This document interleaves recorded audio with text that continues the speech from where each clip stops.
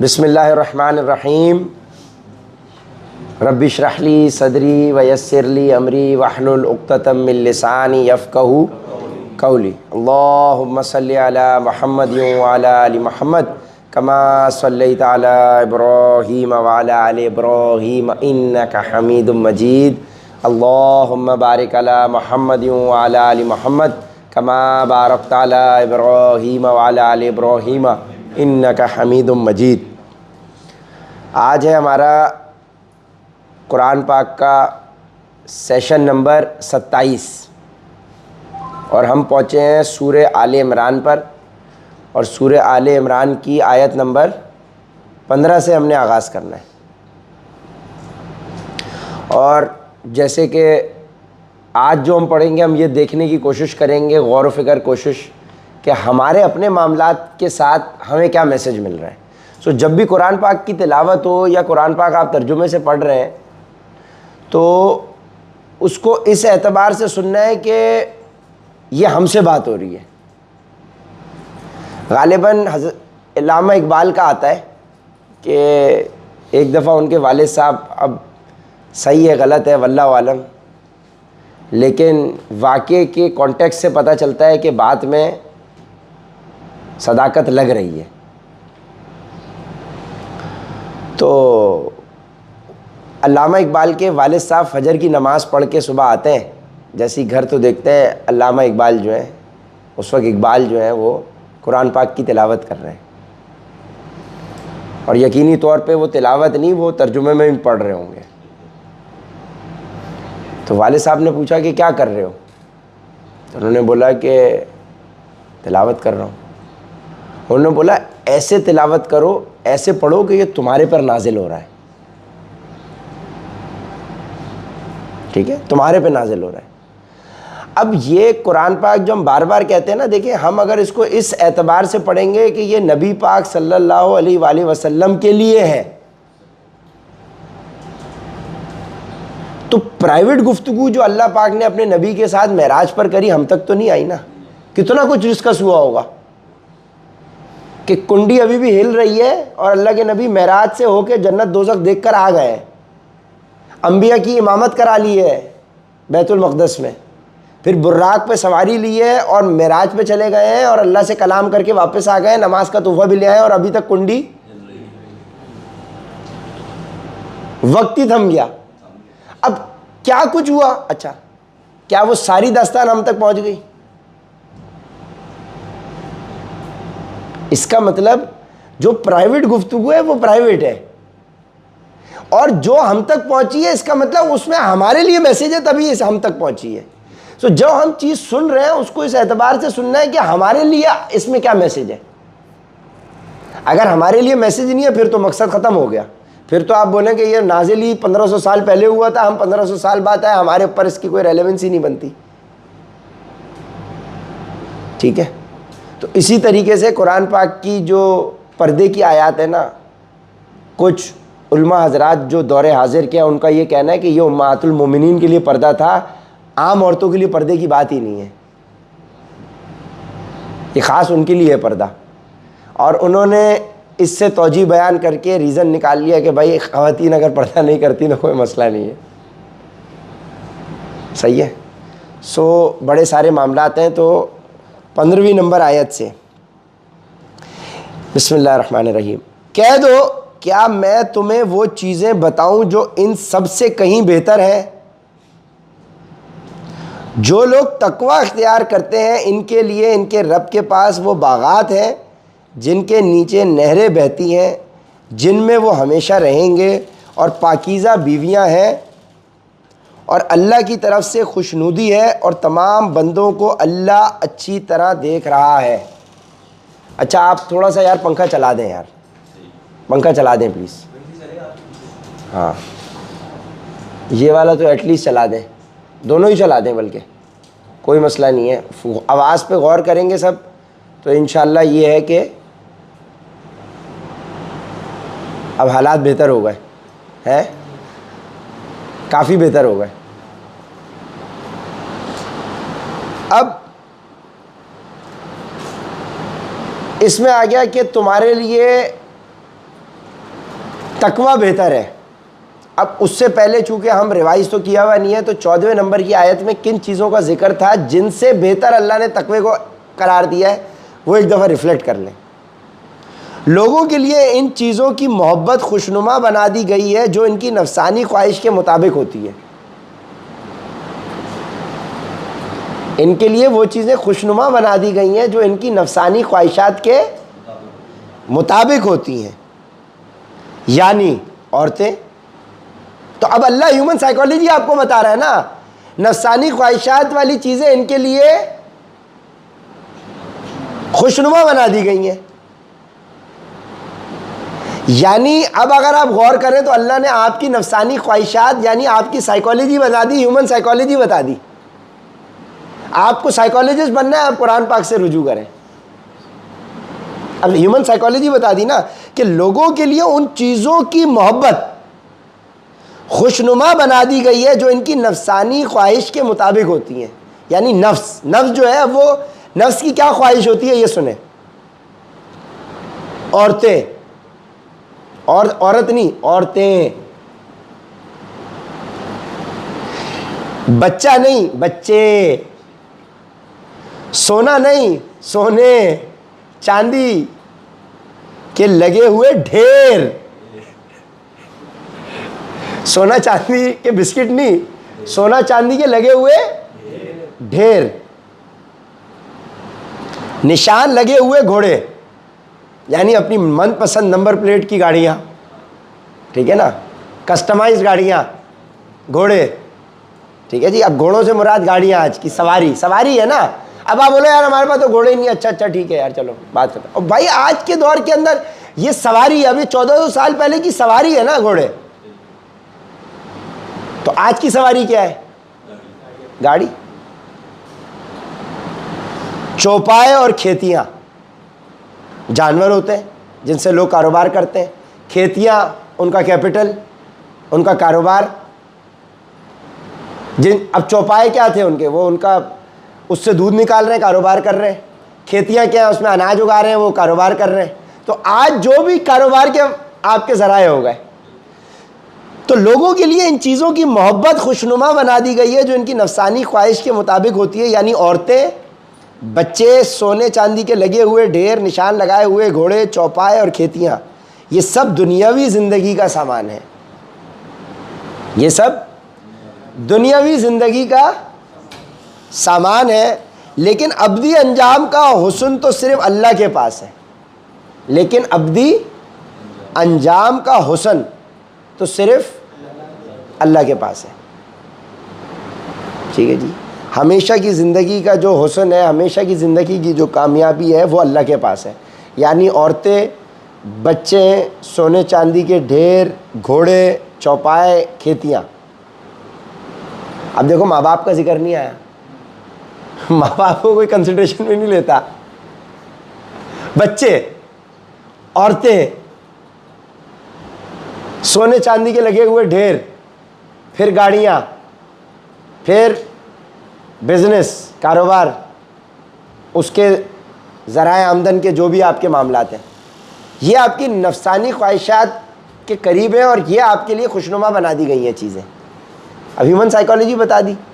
اب ہمارا کام ایسا ہے کہ ہمیں کلائنٹ کو موٹیویٹ اگر کرنا ہے، انہی میں سے کوئی چیز داؤ پہ لگوانی پڑے گی، تبھی وہ سیریس ہو کے فالو کرے گا. کیونکہ جب تک اس کی نفس کو ٹیسٹ میں نہیں ڈالا جائے گا تو اس کے لیے کوئی مشکل ہوئی نہیں نا. اب اس کے بعد اللہ کہتا ہے کہہ دو کیا میں تمہیں وہ چیزیں بتاؤں جو ان سب سے کہیں بہتر ہیں.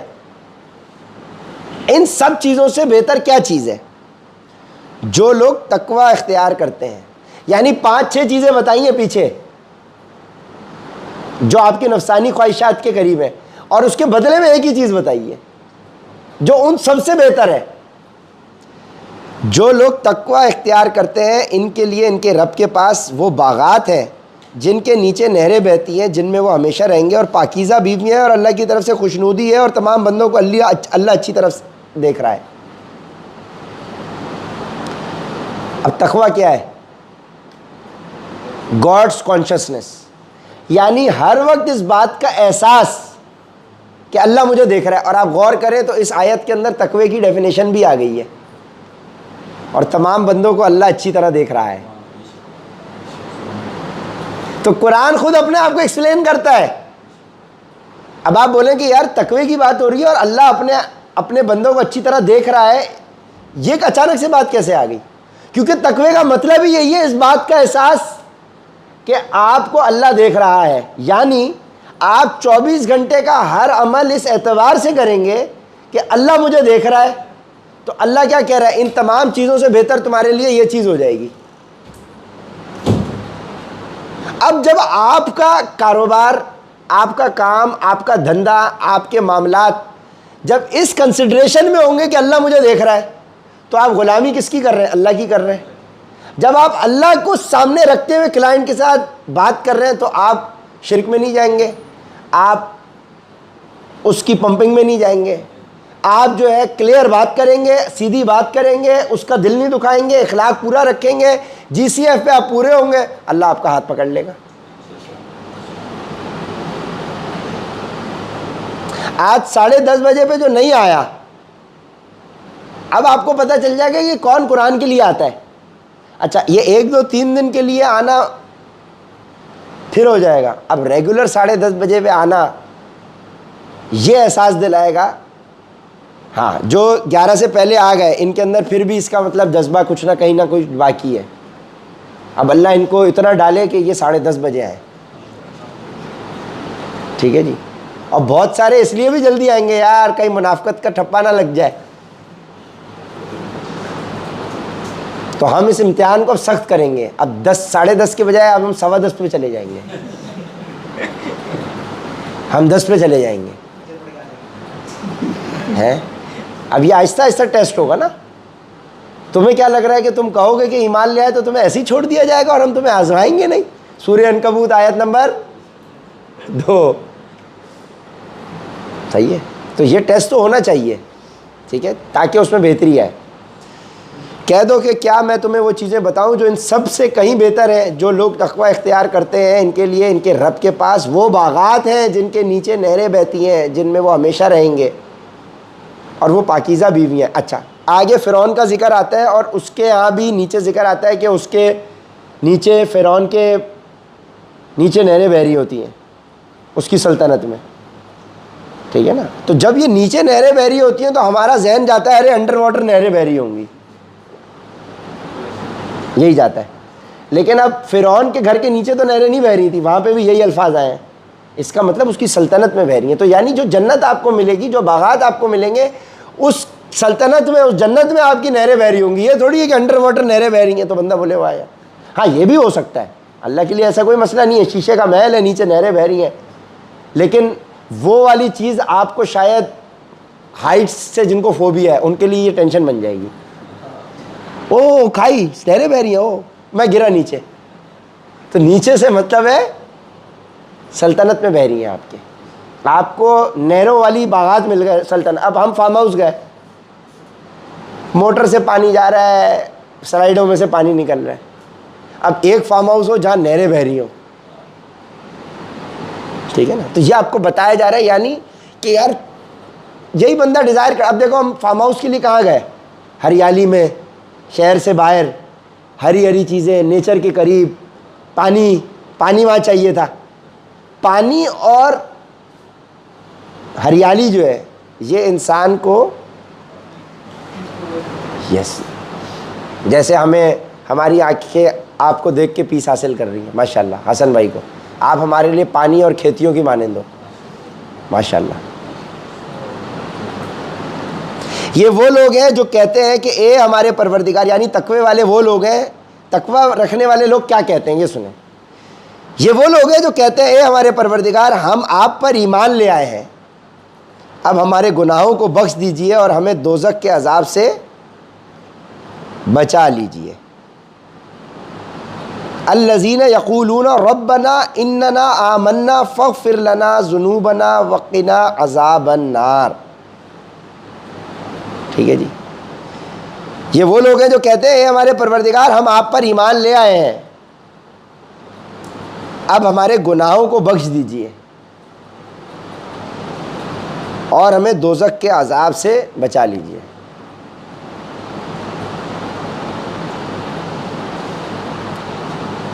یہ لوگ بڑے صبر کرنے والے ہیں،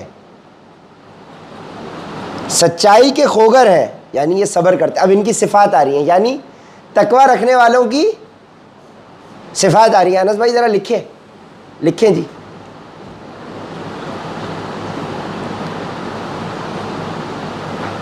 یہ گناہوں پر یہ کہتے ہیں کہ ہم ایمان لے آئے، ٹھیک ہے، ایمان لے آئے۔ پھر سیکنڈ پر ہمارے گناہ بخشنے کی دعا مانگتے ہیں، گناہ بخش دیجئے۔ پھر تیسرا دوزخ کے عذاب سے بچنا مانگتے ہیں، یعنی ڈائریکٹ پوائنٹ کی بات کر رہے ہیں۔ پہلے سیدھی بات نا کہ اللہ ہم ایمان لے، ہمیں دوزخ سے تو بچا، ہمارے گناہ معاف کر، دوزخ سے بچا۔ پہلی دو باتیں یہ کر رہے ہیں۔ اس کے بعد بڑے صبر کرنے والے ہیں، سچائی کے خوگر ہیں، یعنی سچ بولنے والے ہیں، عبادت گزار ہیں۔ اور عبادت کا مطلب ہم سمجھ چکے ہیں، وہی 24 گھنٹے گھوم پھر کے بات وہیں جائے گی بھائی۔ 24 گھنٹے کا ہر عمل اللہ کے تابع ہونا عبادت ہے۔ اللہ کی خوشنودی کے لیے خرچ کرنے والے ہیں، ٹھیک ہے جی۔ پھر پیسہ خرچ بھی کرتے ہیں، دبا کے نہیں رکھا ہوا، خرچ بھی کر رہے ہیں، فارم ہاؤس وغیرہ پہ، کھانے پینے پہ، نہاری پہ، آئس کریم پہ، فارم ہاؤس پہ، ہاں، مارکیٹنگ کے بجٹ پہ۔ بے شک سیل پیچھے نہ ہے، لیکن مارکیٹنگ کے بجٹ پہ خرچ کرنے سے وہ رک نہیں رہے، کوئریز برابر آئیں گی۔ صحیح ہے، اللہ ہمارے کو قبول کر لے، اللہ پاک۔ اور سحری کے اوقات میں استغفار کرتے رہتے ہیں، یعنی تہجد کے ٹائم پہ، فجر کی نماز سے پہلے۔ اب سحری فجر کی نماز کے بعد نہیں ہوتی، یعنی فجر کی نماز سے پہلے استغفار کرتے رہتے ہیں۔ اچھا، اب نیند میں ہوتے ہو تو استغفار تھوڑی ہوتا ہے، اس کے لیے اٹھنا پڑے گا۔ یعنی اگر نماز کا ٹائم آپ کا 5:15 بجے ہے مسجد میں، تو آپ کا الارم 5 بجے کا نہیں ہونا چاہیے، 4 بجے کا ہونا چاہیے۔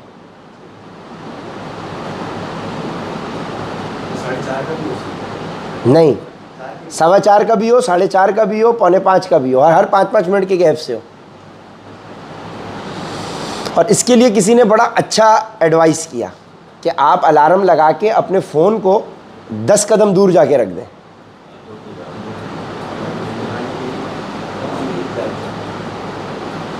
برابر میں رکھا ہے نا، شیطان کا غلبہ اس نے ٹھک کرایا، چل بھائی،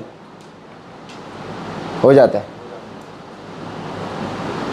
اللہ نے خود اس بات کی گواہی دی ہے، اور فرشتوں اور اہل علم نے بھی، کہ اس کے سوا کوئی معبود نہیں جس نے انصاف کے ساتھ کائنات کا انتظام سنبھالا ہوا ہے۔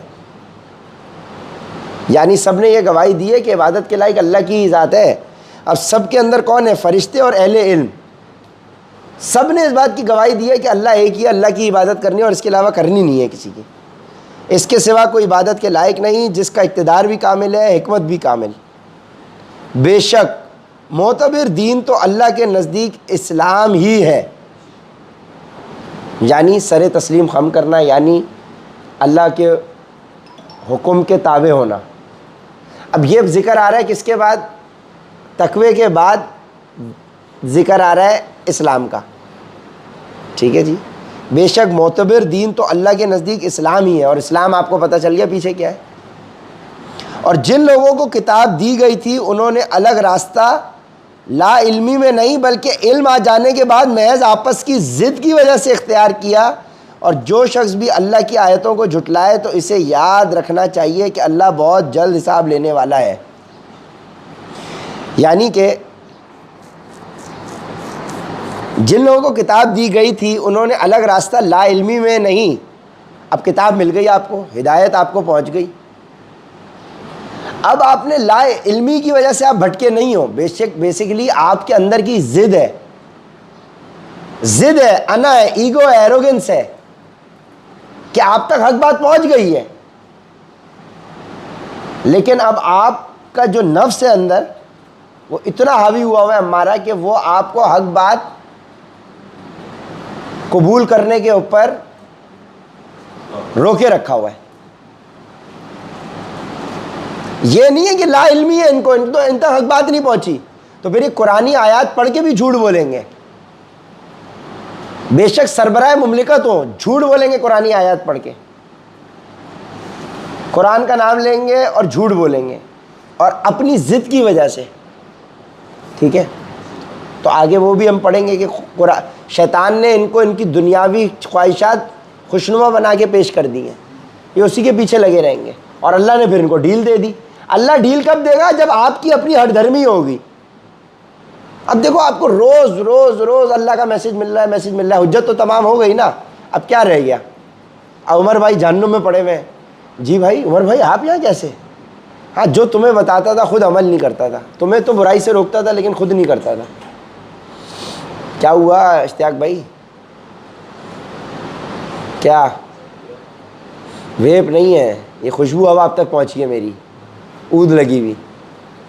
یہ ٹریول ایپ کیا، آپ نیند سے اب اٹھے ہو نا، نیند سے اب اٹھے ہو نا، نشہ ٹوٹ گیا آپ کا. جو شخص بھی اللہ کی آیتوں کو جھٹلائے تو اسے یاد رکھنا چاہیے کہ اللہ بہت جلد حساب لینے والا ہے. اب اللہ کی آیتوں کو جھٹلانے کا کیا مطلب ہے؟ یہ مطلب نہیں ہے کہ آپ نے بولا نہیں قرآن غلط لکھا ہوا ہے نعوذ باللہ، نہیں. آیتوں کو جھٹلانے کا مطلب ہے کہ قرآن میں آپ نے ایک بات پڑھ لی کہ حق کیا ہے اور اب آپ اس پہ عمل نہیں کر رہے، یہ ہے جھٹلانا. بھائی یہی ہو گیا نا، جب تم نے پڑھ لیا کہ بھائی سچ بولنا ہے،